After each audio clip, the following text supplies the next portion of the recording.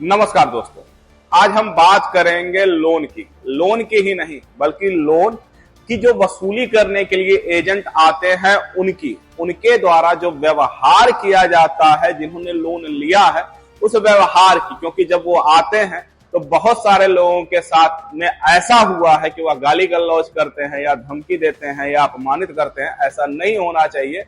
Guideline आई हुई है RBI की ओर से, तो आज हम उसकी बात करेंगे कि देखिए, लोन लेना लोगों को आवश्यकता पड़ती है। कभी वो पढ़ने के लिए लोन लेते हैं, कभी दुकान खोलने के लिए लोन लेते हैं, कभी व्यापारिक लोन लेते हैं, तो कभी घर बनाने के लिए लोन लेते हैं। लेकिन हर वक्त ऐसी स्थिति नहीं होती है कि वो अपने लोन का रीपेमेंट कर सकें। क्यों नहीं होती है? देखिए, कभी कभी ऐसा होता है, घर में फाइनेंशियल क्राइसिस आ जाती है, या घर में कोई बीमार पड़ गया है, या व्यक्ति की जॉब चली गई है। अब ऐसी स्थिति में वह व्यक्ति अपने लोन की ईएमआई को पेमेंट करने में असमर्थ हो जाता है। वह देना चाहता है, लेकिन ऐसी स्थिति होती है जब वह लोन का पेमेंट नहीं कर पाता है। लेकिन ईएमआई का तो पेमेंट करना ही करना है, और जो भी गाइडलाइंस बनाई गई उनको फॉलो करते हुए करना है। अगर आप समय पर भुगतान नहीं करेंगे तो ब्याज की दरें जो लगाई जाती हैं या जो नियम बनाए जाते हैं वो तो लगना ही लगना है।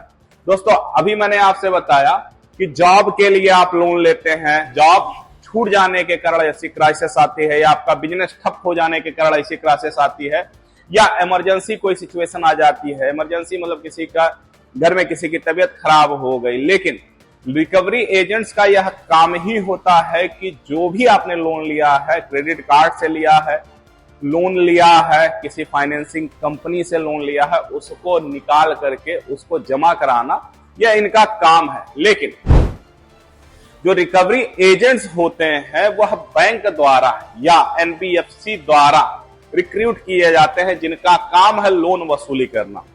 बैंक जिससे आपने लोन लिया है, या एनबीएफसी का मतलब नॉन बैंकिंग फाइनेंस कॉरपोरेशन, इनके द्वारा वह नियुक्त किया जाता है। अब बेसिकली इनका काम है आपसे बात करना और आपको इस बात के लिए प्रेरित करना कि आपकी जो ड्यूज ईएमआई है उसका आप भुगतान करें। लेकिन अगर वो धमकाते हैं, गाली गलौज करते हैं, ऐसा नहीं करना चाहिए। क्योंकि आरबीआई के नियम के अनुसार उन्हें प्रोफेशनल बिहेवियर करना चाहिए। एजेंट को रिस्पेक्टफुली और प्रोफेशनली आपसे बात करना चाहिए, आपकी समस्याओं को समझना चाहिए। गाली गलौज धमकी जैसी कोई बात नहीं होनी चाहिए। और जब वो आपके पास में आते हैं तो उनकी आईडी आपको देखना चाहिए, और आईडी देख के साथ साथ उनके पास ऑथराइजेशन लेटर है कि नहीं है, यह भी आपके द्वारा देखा जाना चाहिए। अगर ऐसा नहीं है तो आप कंप्लेन कर सकते हैं उस व्यक्ति के खिलाफ, जो व्यक्ति आपके पास में ईएमआई या लोन की रिकवरी करने आया हुआ है। दोस्तों, एक चीज और आपको जानना है कि सुबह 8 से लेकर के शाम को 7 बजे तक ही वो आपसे फोन पे, मैसेज पे या कॉल के माध्यम से बात कर सकता है या आपसे मिल सकता है। देखिए, उसको आपके घर आने का अधिकार दिया गया है, लेकिन इस बात में आपको ध्यान रखना होगा, जो आरबीआई द्वारा नियम बनाया गया है कि ऑफिस या आपके घर पर वो आ सकता है, लेकिन क्या है, शर्तें आप भी लागू कर सकते हैं। क्या? सबसे पहले तो उसे आपसे संपर्क करना होगा, यानी कि बात के माध्यम से बात करना होगा। जब आपकी स्वीकृति होगी तभी वह आपके घर या ऑफिस पर आ सकता है। एक चीज का और ध्यान रखिएगा कि आपके पास राइट टू प्राइवेसी है, ठीक है। राइट टू प्राइवेसी यानी निजता का अधिकार आपके पास में है।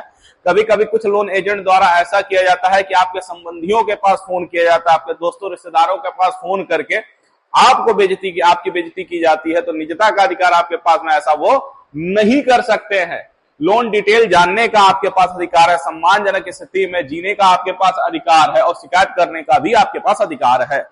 अगर वह इनमें से कोई भी बिहेवियर करता है तो आपके पास यह अधिकार है कि उसकी शिकायत आप कर सकते हैं। कैसे करेंगे?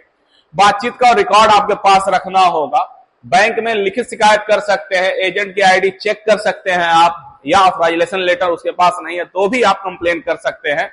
आरबीआई में कर सकते हैं, आरबीआई के फोरम में कर सकते हैं। दोस्तों, अंततः एक बात, लोन लेना आसान है, लेकिन ईएमआई चुकाना भी जरूरी है और समझना भी जरूरी है, ताकि आप अपमानित ना हो। समय पर ईएमआई का भुगतान करें। अगर आप में से किसी को भी ऐसा लगा है कि जो रिकवरी एजेंट है उन्हें परेशान किया है, तो एक बार कमेंट करके बताइएगा।